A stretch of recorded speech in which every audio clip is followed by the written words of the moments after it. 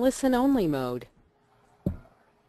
Hey guys, hope everybody is doing okay. I think maybe we can give it about another, what do you think, Tim, a minute or two before we get started? Well, Hey we can Tim, get started actually because we're I recording don't, how this many show. people are we waiting for? You want to get started? Yeah, Yeah, just it'll be get. recorded, huh? Yeah, it's recorded so they can All watch right, the replay.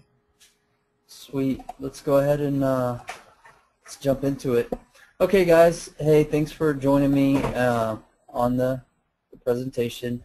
We're going to go over estimating repairs, and this will be a little bit of a refreshment for any of you guys who were in the last event.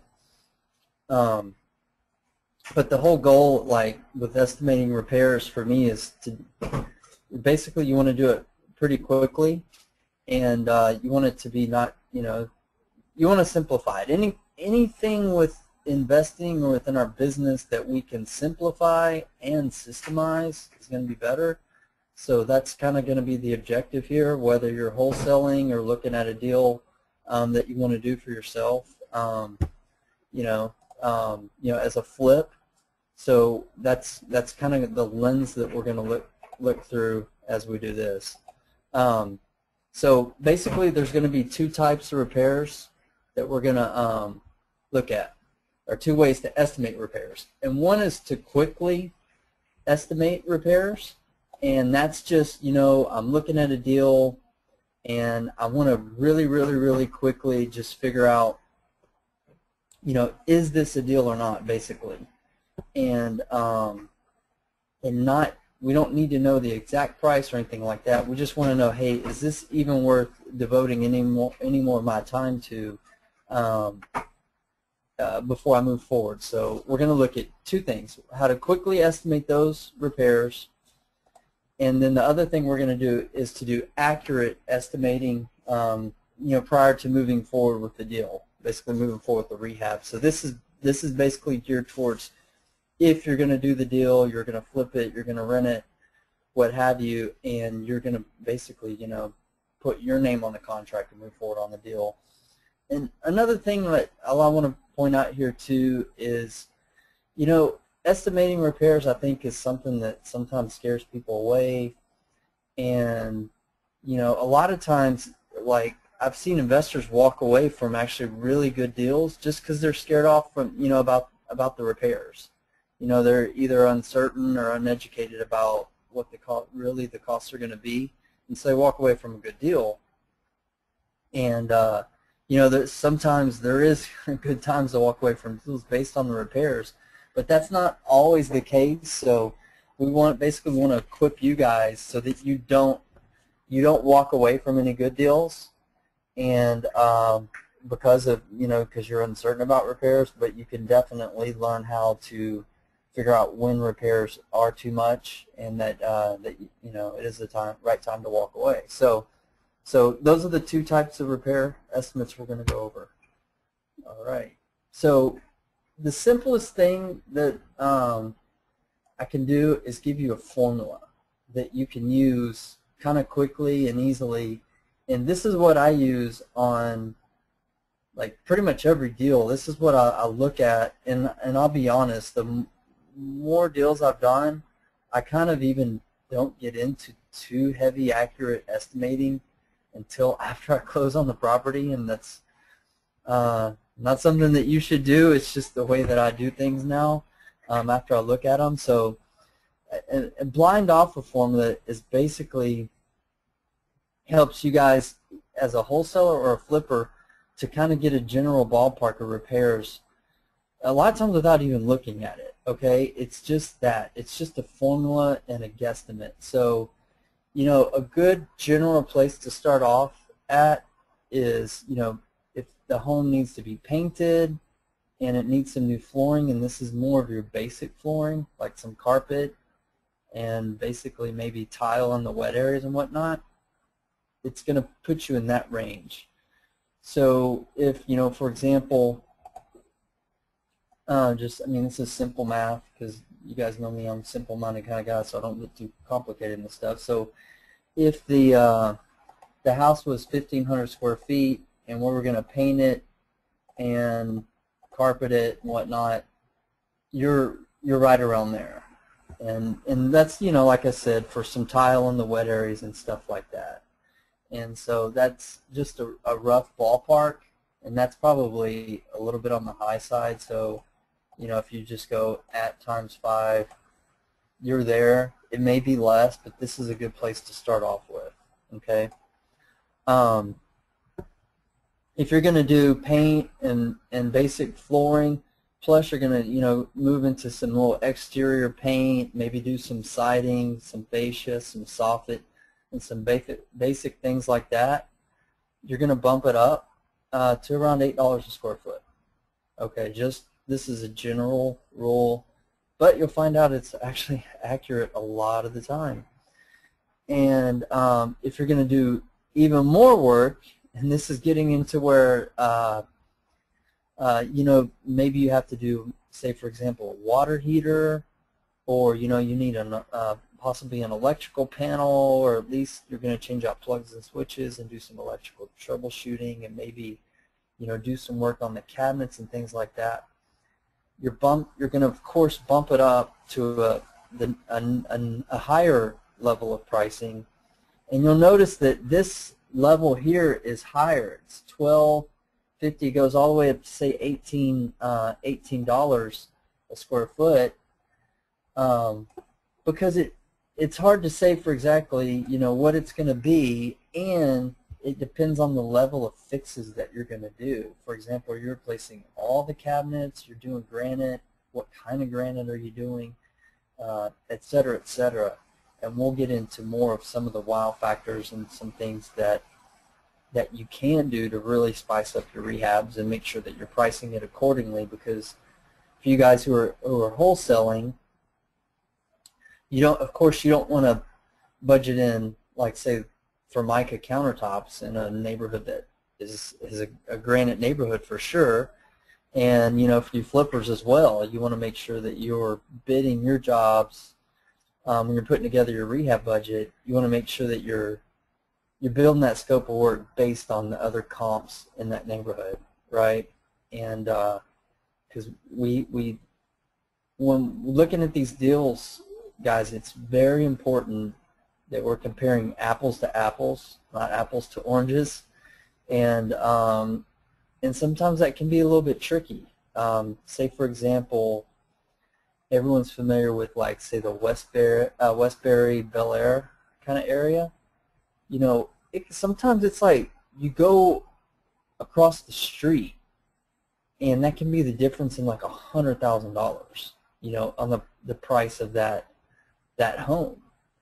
And for example, if you are familiar with like where Post Oak and I think it's West Belfort connect, like that West Belfort that runs east and west, that is like a dividing line. Like the houses north of it are generally like $50,000 to $100,000 more, maybe even more than some of the houses just on the other side of Belfort. So you have to be real careful and make sure that, hey, okay, so this house has an ARV of $400,000. I'm going to fix it really nice as compared to if it's only $250,000. You're still going to fix it nice, but there may be some things that you may not do on that rehab. So, all right, so sorry, I got a little sidetracked. But so when you get into more of your, basically, it turns into more of a quote-unquote rehab than a make-ready, which is just basic paint carpet, you're going to bump $12 to $18 a square foot. And then this is like, okay, so not only do we need, all your basic stuff, some minor plumbing, electrical, but maybe we need some major things, some extensive repairs in there. Like, say, for example, if they need a new roof, or the AC's totally missing, or there's extensive foundation repair, or replacing a whole sewer line. Whatever those things are, I don't know what they are, and we're not really worried about that right now. I just want you to know, say it's going to be at least $15,000 if we're doing everything. I'm sorry, $15 a square foot, plus when there's other bigger ticket items, you're going to have to account for those. So we'll say in general $15 to $25 a square foot. Okay. So when it comes to analyzing a deal or estimating the repairs, I should say that pretty much these things that we talked about in the blind formula are more of like your basic stuff, and they don't include what I call the big three. And that is your AC, your roof, and your foundation. And that's honestly like my first thought generally whenever like someone sends me a deal or someone calls me about a deal. After I know, whenever we get into rehab questions, because if I know the square footage and the ARV of the house, I'll generally know kind of what blind cost per square foot to use. But then my next question is, how's the AC, roof, and foundation? And so that should be something that you guys just put to memory. You should write that down too, like AC, roof, and foundation, AC, roof, and foundation, because those are the three of the big things that you're going to want to know about anytime that you analyze a deal. AC, roof, and foundation, and then everything else. And we just went over that formula. So this will really help you to you know, get a good handle on things. Because if they tell you, for example, say, hey, the AC shot completely, but the roof and the foundation are fine, you can go back to the blind offer formula. And say, okay, I'm at, say, for example, $8 a square foot, and it's a 2,000 square foot house. So that would put you at 16,000 plus the AC, and you say the AC is going to be, say, 5,000. So that would put you at $21,000. Make sense? So that's a real quick, easy way to just to do that, to analyze that deal. You just add up the blind formula plus whichever of the big three that you need. Now, with the big three, it is a little bit tricky to estimate those repairs, because I'll tell you that those are three things that I myself, to this day, I don't really estimate them without a formal written bid and sending a technician or a company to go and actually formally bid it and give that to me. But as investors, sometimes we realize that we can potentially lose the deal if we drag our feet too much.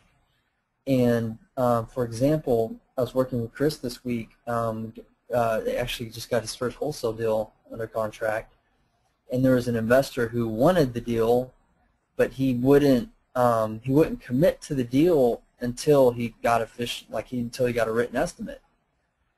And so, you know, he's a good buyer. I know his reputation and things like that. But, you know, I told Chris, it's basically, you know, whenever we have a signed contract with earnest money and things like that, you know, that's who's going to get that deal. And so he did lose that deal because of that reason alone. So here's what we have to do on these things, guys, and this is what I do. All right, so like basically like AC, first question is the AC even there? Because if it's not there, then we know, you know, we have a problem, and we know we're going to have to put some money in that budget. Second thing, it's there. How does it look? Does it look like it's 2 years old or 20 years old? Because if it's looking like 20 years old, then most likely it's going to have to be replaced, and most likely it's going to be a full system replacement. And I'll give you all some ballpark pricing on that in a little bit. The other thing is, if you're in contact with the with the seller, say if it's an owner, it's not a foreclosure, if there's an owner-occupied person there, just try to get some information on it. How old is it? Was it serviced routinely? You know, is the condenser, the outside unit, is that just old, or is the in the attic, the furnace, the air handler, how old is that? Were they installed at the same time and whatnot? So those are some questions that that you can ask. Then we move on to the roof. Roofing is kind of similar. I mean, you can take a look at it generally and get an idea of whether or not it's, you know, if it's in good condition or it needs to be replaced. And I know for some of you guys just starting out, it's not as easy as it sounds, but generally we can get a good idea. Oh, that roof looks fairly new, or it's really, really old. Once again, you would go through those questions of asking, you know, does it look 2 years old or 20 years old? And then you would go to find out from the seller if this is, you know, if you're in touch with that seller of, hey, when was this roof last replaced? Generally, just in general, there's two types of roof classifications. There's a shingle that's called a 25-year. It used to be a 20. They bumped it up where it's only 20. It's called a 25-year shingle, or a 30-year shingle. 25-year shingles are thinner. They're not as thick as the 30-year shingle, and they don't last as long as the 30-year shingle. And in Texas, in general, once again, that roof life will be about half of whatever type of shingle it is. So if it's a 25-year shingle, you're maybe going to get 12 years out of it. And I say maybe because you might only get 10, but you might get 14 or 15 depending on where the house is located, if it has a lot of, you know, shade, or if it's just out open, exposed to the elements. There's not a lot of surrounding stuff, and it's getting a lot of wind and sun. It's not going to last as long. If it's a 30-year shingle, then like I said, maybe you'll get 15 years out of it, give or take a couple of years. So if you're looking at a deal and it's got a 10-year-old roof from a 25-year shingle, most likely, especially if it's a flip, you're going to have to replace that roof. If it's a rental, you know, that's a decision point that you're going to have to do, is decide on if you want to keep it for maybe another couple of years, or if you want to go ahead and replace it. And my general rule, if a roof looks like, and this is for rentals, my general rule is if it looks like that roof is going to cause me problems within 2 to 3 years, I'm just going to replace it right now.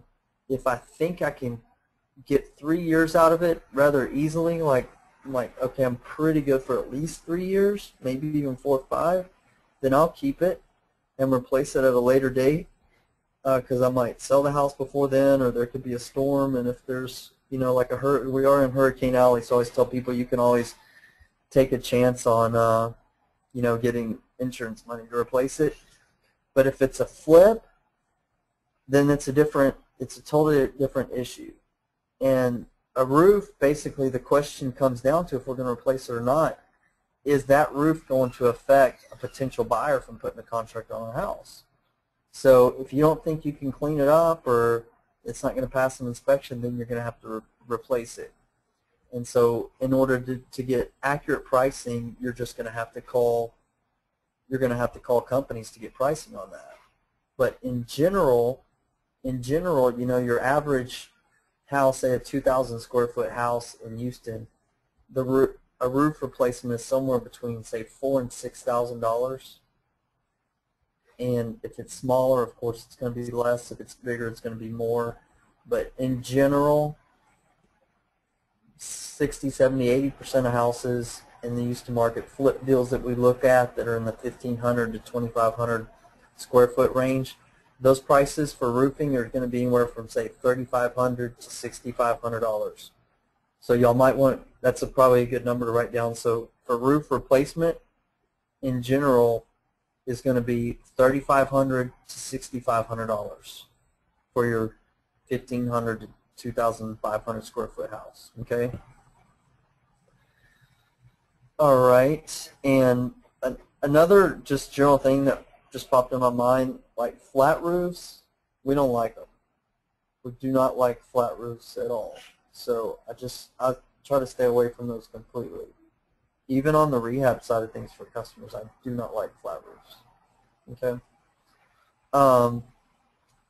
Yeah, and everything I've mentioned about roofs is just applies to standard composition shingle pitch roofs. And that's basically it. Everything is just general roofs. I'm not getting into any metal shingles or flat roofs or anything like that. Okay, foundation. Moving on to foundation. Foundation is one of the trickiest things when it comes to estimating. So once again, the only thing I'll do, the question I might ask a wholesaler or a seller is like, how bad is the foundation? Are there a lot of cracks? Is it just minor settling in one part of the house? Or, you know, what? Give me some information. And then when I go to look at it, it's the same thing. That's what I'm trying to figure out. Okay, is this major foundation or minor foundation? Because sometimes it's actually a little bit tricky to tell, and the only way that you can tell is by getting a company to go and measure it. Preferably, you're going to use a company that uses a CompuLevel, which is a digital reading device.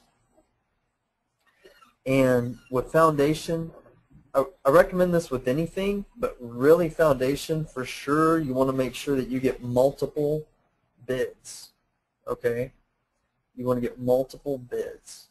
And what the funny thing is that you'll find is, because you get those of you who are going through flip school with me, we just had the foundation bid, and I did get 3 bids, and they all came back all differently, and they were all over the place, even where they recommended putting their piers. You know, a lot of times they recommend putting piers in different places, and that just seems to be par for the course. It's always been like that since I've been doing rehab, is that they are kind of like all over the board. So with foundation, it's exactly the same. And we're keeping this basically estimating repairs. The only thing I can tell you is to get bids on that, but when you're guesstimating, you're just saying, hey, I know it needs foundation repair. Once again, the pricing is very similar to the roofing, like general pricing, but I'd probably bump it down 1,000, and I would say, in general, houses that are 1,500 to 2,500 square feet, 80% of those foundation jobs are going to be somewhere between, say, $2,500 and $5,500. I'd probably even say like $2,500 to $4,500, like 80% of those jobs. And then you might have 10 to 15% they're going to be more than that, and maybe 5 to 10% that'll be less than, say, $2,500. So that's a good number for you guys to write down, or just, you know, commit to memory. Is that the average foundation repair on your quote-unquote standard bread and butter house is going to be somewhere, we'll say, $2,500 to $5,000. And so those are some numbers that you can plug in if you're just going to do this really quickly. If you're going to, you know, do a quick estimate, just plug those numbers in. If you're going to do it accurate, there's no other way except to get a bid. Okay? So I just want to drive that home. Okay, so for estimating repairs, like going through all of your the entire list, the best way to do it is really, to be honest, is just to go use the free rehab estimator, or I know some guys who've kind of created their one. They've even tweaked the rehab estimator, and I've heard that there's some others out there. So just in case you guys haven't used it before, I'm going to go over a few things real quick on that. And I'm also going to show you another website that I even use sometimes myself. Let me reduce the size. I'm going to show you guys another website that is really, really good, that I go into occasionally whenever I'm quoting out something that I've never used before. I'm sorry, a repair that I've never done before. That's right. So I will. I'll show you all that, because I found it's really, really good.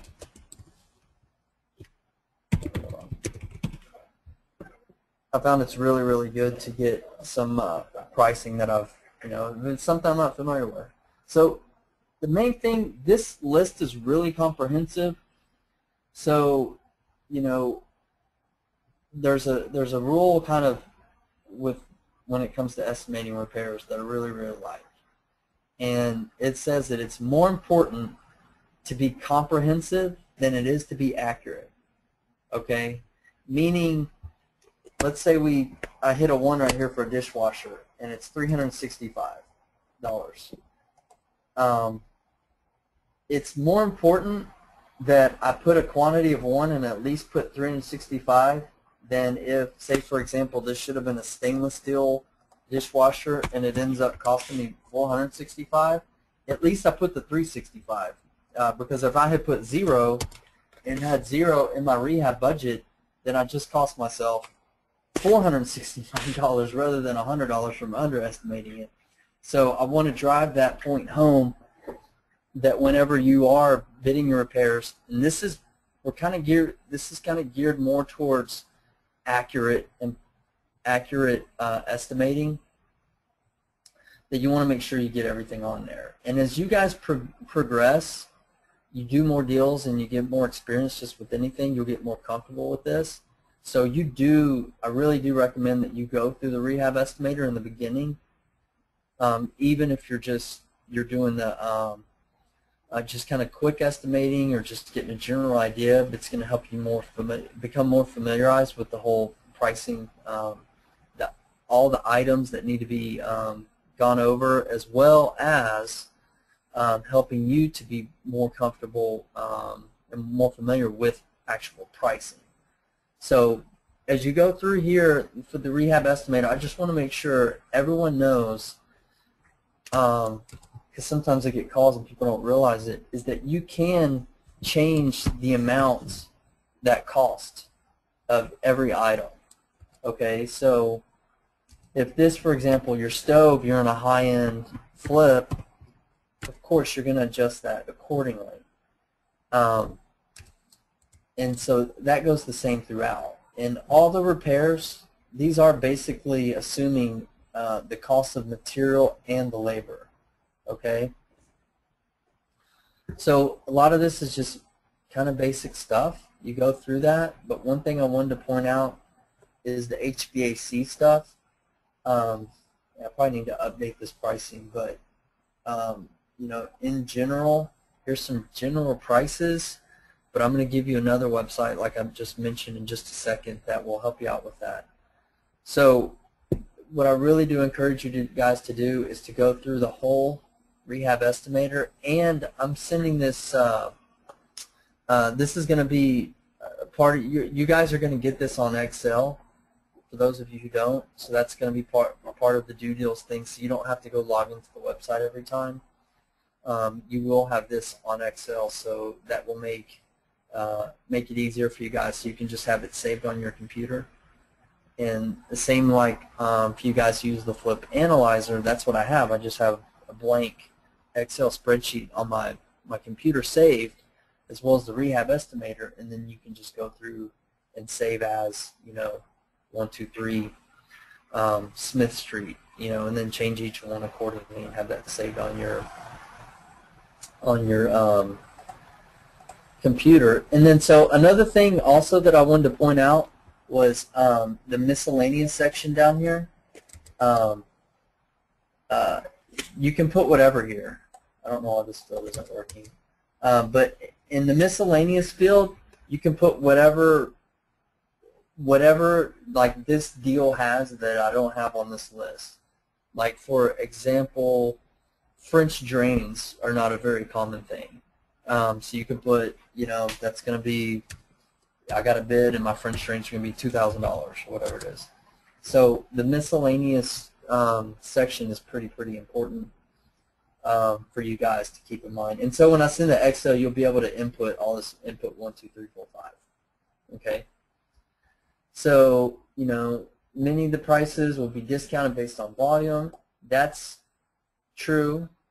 And then some of these things you may just be able to negotiate better prices, and some things are more, you know. If you're going really fancy in a swank neighborhood, you know, you need to adjust it accordingly. So I want to show you another website that I really like. It's called HomeWise, and there is the link to the part that I actually want you guys to use, but you can get it from the main screen, which is homewise.com. So let me find it. Okay, so yeah, so if you were on the main page, which is HomeWise, and then you go to, I think, service costs, accurate labor and material costs, this is really comprehensive. Okay, so anything else, like this is all the stuff like some of these things like I've never been done before, I've never messed with, but you know, just in general, like they're like, oh, I want to remove a water heater. You can even update your zip code. It's just really, really good site. I really don't share this with everybody either. So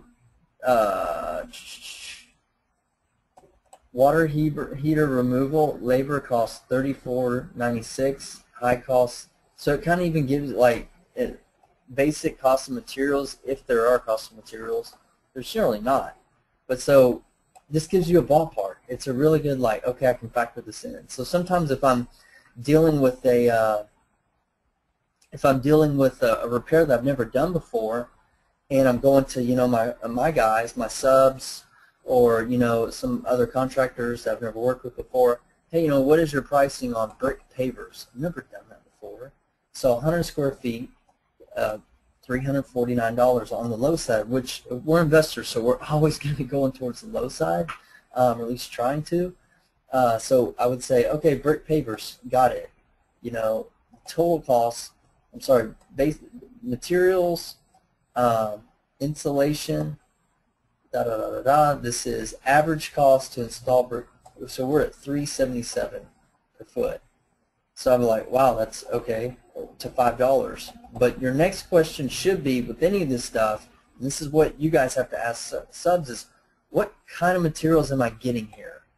Okay, because we got to make sure, once again, the apples to apples. We got to make sure that we are kind of beginning our conversations with the end in mind, if you will. Trying to figure out what, you know, what kind of material and what quality of labor are you going to provide here. So this site, everyone should write that down, homewise.com, add it in your favorites and in your browser bar, because this is really, really good. Install double garage door. You know, some of the stuff is on free rehab estimator, but some of it's not. And this is accurate pricing for Texas, around the $850 range. It might be like $900, $950. So this is in the ballpark, okay? So this is like everything now. So install telephone jack. So like you guys will have every single basically repair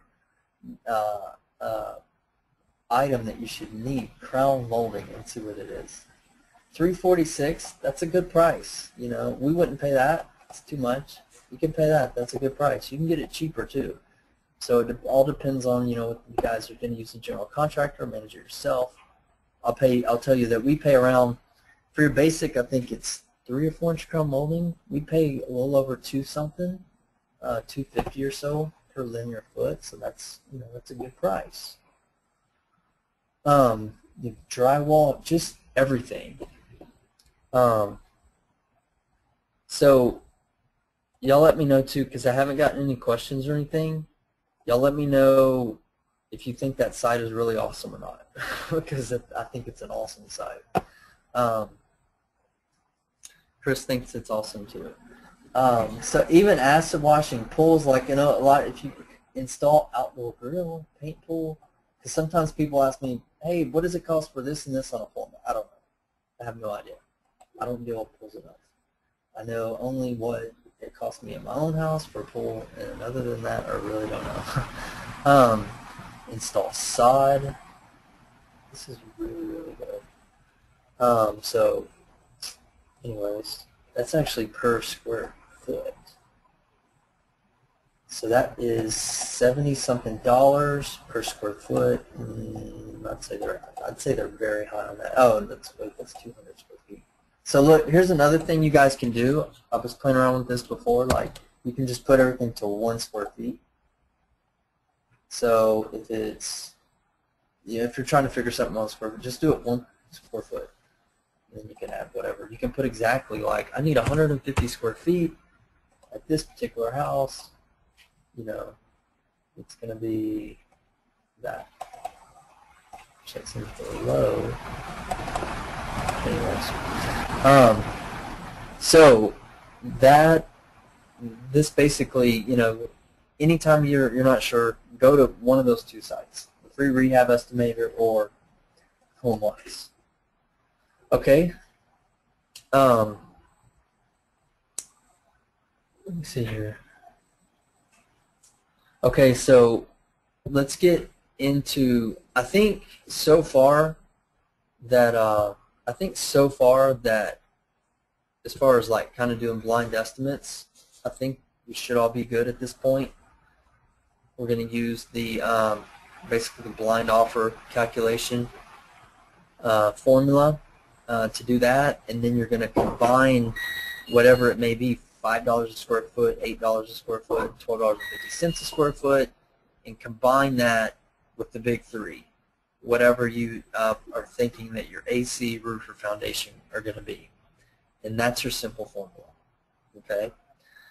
So now we're going to get a little bit more into how do we really estimate this thing for accuracy. Okay, so kind of envision right now you're at a point where you're putting a deal under contract basically, and so you're going to move forward on a deal, and so it's like, all right, I really need to make sure my numbers are good because I don't want to go through an experience where my rehab budget is grossly underestimated or wrong, like Brant's gone through before. He's told me not to do.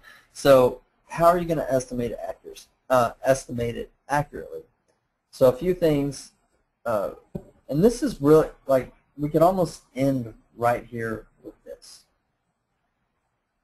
Is the only really way to get close to estimating it accurately is to get written bids from reputable contractors and trades.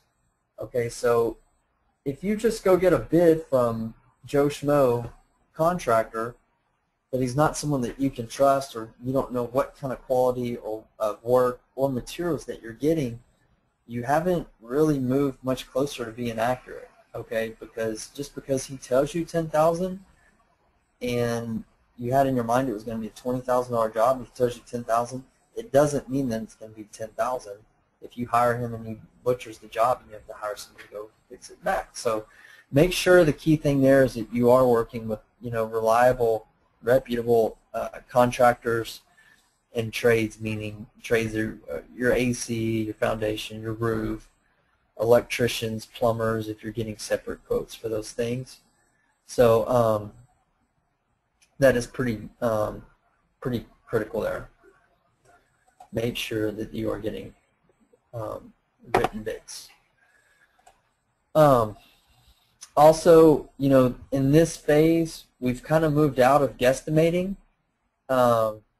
If we have to, meaning we can't get a contractor to go out soon enough, let's say if we have an option period with, with some wholesalers we don't even have that option period, but say if we have an option period and you just can't get a contractor to go out because of timing or no one's available that you really have a relationship with, we don't really want to guesstimate, but what I would move towards is go to Rehab Estimator and or HomeWise, and or what I do sometimes if I have to is you move to Google search. You Google it and figure out what this particular item is that you're looking for and what that cost is going to be.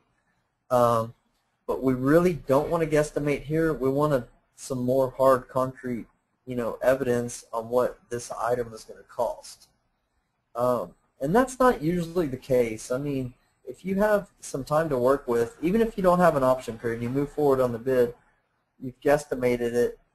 At this point in time, you're getting ready for your closing or getting ready to build your, start your rehab. You're generally going to have time to find someone who's going to give you a legitimate bid during this time. And so at this point in time, that's when we're doing that. We're estimating for accuracy, so we're going to try to get a formal written quote. And if you can't, another thing that you can do, you call someone who's at least in that field and say, look, I don't need you to go out, but I've got 500 square feet of whatever it is that you need fixed or removed and replaced. Give them as many details as you can and get your pricing that way. Okay? And, and I will say that this is probably an area where a lot of investors make a lot of mistakes because usually it's because they'll guesstimate or they won't get a written bid, or they'll only get one bid and it's not from a good company. Back to my foundation story on the flip schoolhouse, my first bid came at around $6,000, and to be honest, I didn't expect it was going to be that high. I thought it'd be like maybe 3,000 to 4,000, just based on the feel of how the house looked and felt. And it's a small house. Then I got a second bid from someone who, granted, I had not used him in a long time. We had reconnected recently, so I sent him over there, and his bid came like at $9,000. Excuse me. So I was drinking water, by the way. And his bid was like $9,000. And I got another bid that was less than, it was around $3,000. And so that is the bid that I went with, was the $3,000 bid. It was actually a $2,800 bid. So it was half the price of the first bid, and like 3 times as less than the second bid. And I have used this contractor before, and so I am familiar with them. So, you know, I don't always use the cheapest bid, and I tell you guys not to always use the cheapest bid. A lot of times you don't want to use the cheapest bid, but I've used this company on some rental property stuff, some owner financing stuff, so I've kind of tested them out. And so a $3,000, $3,000 to $6,000 price difference was worth it for me to roll the dice with this guy. And so that's why I made that decision. So this is an area where, you know, really getting good pricing is where people screw up, basically, on their deals. And it's just because they don't take the time. They don't take the time to make the phone calls or do the research online, even if they don't have the bids, like to use some type of industry standard pricing for a repair. Like, they'll just guess, like, oh, I just think it's going to be $15,000. Or they'll use, and this happens a lot, they'll use a wholesaler's estimate. Say if the wholesaler says it's going to be $15,000, and they'll just take that for the gospel and move forward on the deal without really diving into those numbers, and then it ends up costing $25,000. And, you know, like what happened was that they never really verified those numbers. Okay, so that to me is kind of a lazy mistake, and I think you guys are much more equipped than, you know, these are people who've never been through any training generally. These are people who've not been through a boot camp, definitely haven't been through coaching like this. Okay, so this is not, at least, you know, for my guys who are working with me, this is not an acceptable mistake. All right, so we're going to get you guys where you can put together good pricing. And so you're not going to make these mistakes. Do things pop up? Yeah, I'm not talking about something pops up that we didn't know about, because that stuff is just part of the business, so we just have to deal with that. I'm talking about just not getting an accurate price on, say, your foundation, like thinking it was going to be $1,000 and it's $6,000. We're going to know that up front. Okay, we're going to get bids on that. So, all right, we get another drink of water. Hold on. Okay, so when you're talking to these companies and these contractor guys, you know, depending what trade they're in, you want to make sure that their bid includes labor and materials. This sounds really simple, but sometimes I'll talk to a guy, and I've had it happen even recently, where I didn't ask the question, and I've got an invoice, and I'm like, no, it's supposed to be like half that, but I didn't take the time to ask the question to verify, hey, does this include labor and materials? So it's a simple question, but it can save you a lot of money and a lot of headache. And when you are putting together your pricing, unless you're wanting to be, like, you really enjoy the rehab, like which I did when I started doing it, it's like, all right, I didn't want to hire a contractor. I wanted to be in control. I wanted to be managing it myself. I wanted to be, you know, leading the job. So unless that's you and you have that time, desire, energy, all that kind of stuff, start to look for turnkey options. Because if you're getting pricing for someone, you know, who's really, really cheap, but he's like, say for example, a contractor who's really, really cheap, but you can't really trust him to manage the job, and you don't want to manage the job, then you really need to start, sorry about that, that like never happened, sorry, it's the fax machine. Let me turn this off. That goes off like maybe once a month, sorry. So at that point in time, you should probably say, hey, I really don't want to be managing these jobs. Let me start looking for someone who I might pay a little bit more, but they're going to be able to I can trust them more. So when you're getting these pricing, make sure that you're pricing the type of guy that you're going to be comfortable working with. Okay. And then, as always, you should really add a contingency into your deal, onto your repairs, just in case. And I know sometimes these deals that we work, that we go on, the margins sometimes are thin. You're like, oh, there's not really room for 5%. Well, you still want to add 5%. Worst case scenario, say, hey, if I have to use this, would I still do the deal? Would I make less? Yes, but I'm still, going to walk away with a nice check at the closing table. I'm still safeguarded. And say, for example, you guys who have been through the seminar, I like to show myself taking a profit even after 12 months.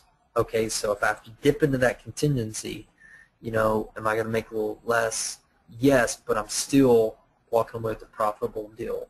So make sure that you do have that contingency built in to your rehab. And I will tell you, depending on the rehab, you may want to factor in more, and sometimes you can factor less. And the reason and how you base that off of is the kind of rehab it is. If we're getting into a gut job, like a total gut job, and like for example, we're working on one right now that's over $100,000. Okay, so I told that customer like a 20% contingency, because we're doing everything to that house, and a lot of stuff has changed too as well. And and this is what I told them on the front before I even bid it. I'm like, just based on square foot, everything we're doing, it's going to be this, because that rehab is like a cost plus. So I should not even talk about that. So let me just get back to one of my deals I did that I budgeted in like around 85,000 or 80,000, and it went over that, but I was okay with it because I knew, I'm like, all right, so this was kind of like a really, really rough rehab. There were some things that were kind of still up in the air that I wasn't quite sure on pricing on. So I just did a little research. I plugged in some numbers because, once again, remember, it's better to be comprehensive than accurate. So I still had some pricing in there, and I ended up adding some stuff and doing all kinds of stuff I wasn't planning on doing. But for you guys, I do want you to add at least a 5% contingency on most of your rehabs. And then if you get into like a gut job, you probably want to add a little bit more, because sometimes when you start digging into those gut job rehabs, you're going to uncover things, basically. Okay? And they end up sometimes being more work than you once thought, or there's more trash, or the labor's a little bit more, and things like that. So that's what that contingency is for. Your $10,000 to $20,000 rehabs that are just kind of bread and butter deals, those for the most part stay pretty close to where they are after you have a legitimate good scope of work, but you still would want to factor in some money into your repairs there. This is kind of the review thing we're going to do real quick is get multiple bids when you're moving forward on the deal. Make sure you get multiple bids. Avoid contractors like, that I kind of said, that I'm basically hit on the ones that are too cheap, unless you're wanting to do some serious babysitting or project management. And always, you pretty much have to stay away from too expensive guys, because the expensive guys are just going to put you out of business. You really need to get written estimates and contracts from pretty much everybody. Don't really use oral agreements on anything. I do occasionally with some of my guys because I've been working with them for so long, and I always stay in a good position money-wise. But you really want to put everything in writing, and then make sure you've budgeted in everything. Okay? And so what I want to do now is I do want to go over a few more slides But I'm going to get into a little bit more of the rehab stuff, but we're going to tie it into estimating repairs. So when you go back to when you're building your rehab budget, you know, there's the things that you should think about. You always factor in the things that you must do, okay? And that's anything that would deter, you know, your average buyer from in that market from buying that home, okay? So that is what a must is. A should is anything that's normal for the market. Examples like granite and or, you know, to do new tub surrounds if it's got like the little like 4-inch tile, things like that. Just things that you should do in order to move that property. And then wow factors are adding 1 or 2 things that's really going to make your house pop. So things like slate tile entrance, or, you know, frameless and your shower glass, or putting a deck or some French doors and things like that. And the reason I'm bringing these things up here is because sometimes, actually a lot of times, people will build their budget just based on the basics, like, and it's paint, it needs carpet, it needs countertops. But then, like, when they start, especially if they work with me, like, okay, so how are we going to really compel psychologically someone to want to buy this house? And you get into some more of the aesthetics things. So people kind of forget, like, oh crap, I really have to, like, make some, you know, add a couple wow factors. I really need to make this thing pop. So I want you guys to think about that in the front end when you're actually building that house. I'm sorry, when you're building that scope of work, you know, to think about those wow factors, and not have to do it like, you know, midstream when you're already in this deal, like, oh shoot, I forgot to, you know, factor in for stainless appliances or whatever that may be. So just think about those things. The must you should always do. The should, for the most part, you're going to do all those. But keep in mind, in your budget phase, to factor in the wows. Like one of my deals where I went way over budget, I ended up going with like this imported, super high-end, expensive, like most expensive granite in the store granite, and it was probably about triple the price of the regular granite. And so that's how I really got, you know, went over my budget on that deal, because I didn't think about that wow factor beforehand. So make sure you budget the right repairs. Going back to, you know, beginning with the end in mind, game plan your rehab based off of what the other homes in that neighborhood sold quickly. And likewise for you wholesalers, you know, you have to at least give your investors a, you know, a fairly accurate story of what the rehab is going to be. And if you're in if you're in a $400,000 neighborhood, you cannot use $100,000 rehab budget. You know, that's for a home that you would do for a $100,000 rehab. So you have to use on similar rehabs of homes that have sold in that neighborhood. So I just want to make sure that you guys are like, when you're wondering how nice should I fix this house up, or how, you know, what should I do or what should I not do, think about houses in that neighborhood that have sold quick. Quick is a key word too. And then if there's anything else, like something pops up and you're like, should I or should I not do this? Do the math before doing that repair. At minimum, and guys, this is a baseline minimum of 20%.